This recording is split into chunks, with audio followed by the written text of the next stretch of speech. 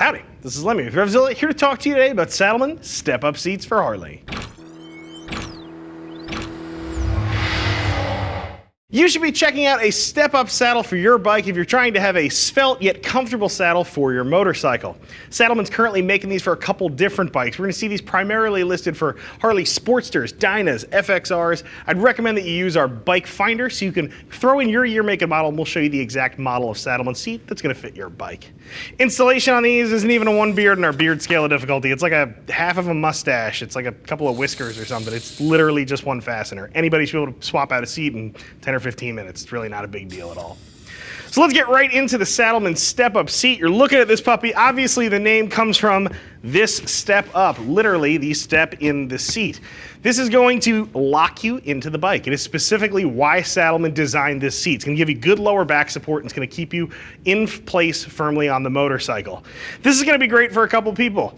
First, the group of people, again, who want that lower back support. You want to feel comfortable. You want to be able to kind of get into the bike and sort of lock into that one position so you're firmly on top of it. Second group of people this is awesome for are people who want to do sick-ass wheelies in their Dynas, FXRs, etc.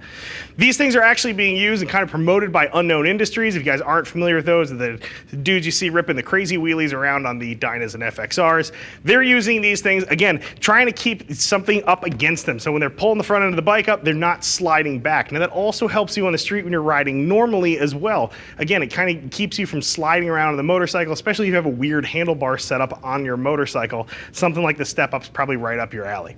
Let's talk about how this thing's actually constructed. We'll break down the blood and guts of it, and from there we'll talk about installation real briefly. So the outside of this thing, you can see, obviously has this beautiful cover on it. We're looking at marine grade vinyl on here. Saddlemen uses marine grade vinyl on just about all of their seats, and the reason is it's a wonderful seat cover. Marine grade vinyl holds up to the rigors, the wear and tear of daily riding, and it keeps looking great. Some things like poorer quality vinyl, leather, they can actually loosen up over time and you get kind of that saggy couch look on your saddle. You're not going to have that happen with marine grade vinyl on here. Notice the rider passenger of this seat is pleated. You can get these in a couple different styles. They have a carbon fiber look. They have a couple different styles that really will help you change up the look of your bike depending on what it is exactly that you actually want to go for. Before we flip over to, I would say also check out the pillion area on this puppy. You actually do have a little bit of room for a pillion. A lot of the cool guy seats out there really leave your pillion out in the cold. Fortunately, if you've got one of these, you could actually ask somebody to hop on the rear fender of your bike and it's not going to be a miserable ride for them. Let's flip this thing over. We'll talk about how this thing's actually constructed as well.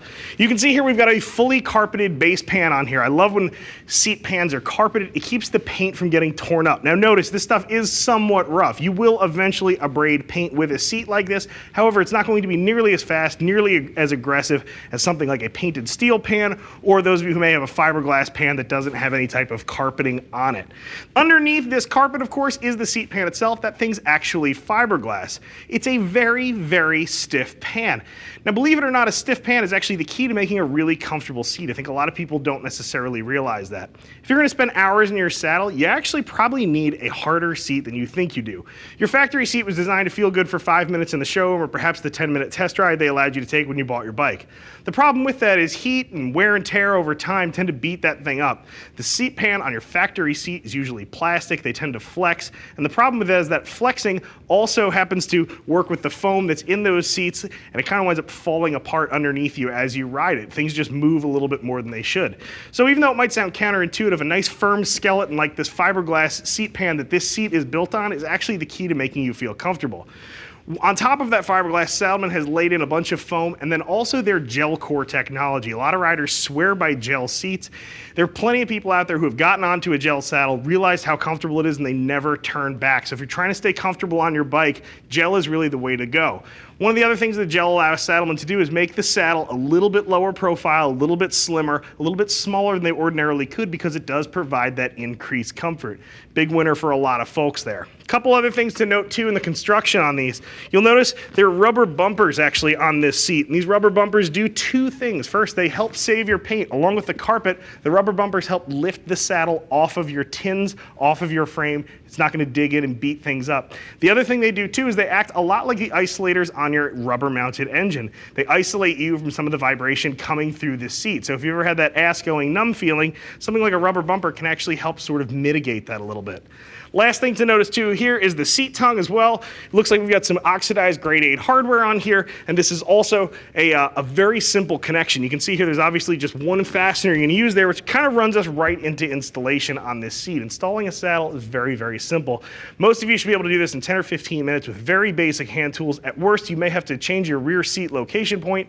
If you don't know exactly how to do that, we actually have a seat installation video. It's brand agnostic. It should get most of you through the job very simply. There's a couple tips in there that might make the job just a little bit simpler for those of you who have a hard to install seat. Still, everybody should be able to get this knocked out. 15 or 20 minutes, you're going to have a new saddle on your bike.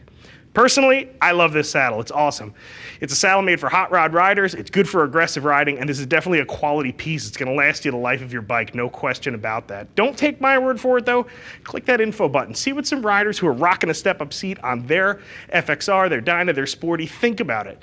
If you've got any questions about fitment or perhaps installation, don't be afraid to get in touch with one of our very friendly gear geeks. See us at RevZilla.com, or you can always give us a call on the phone, 877-792-9455. I'm Lemmy.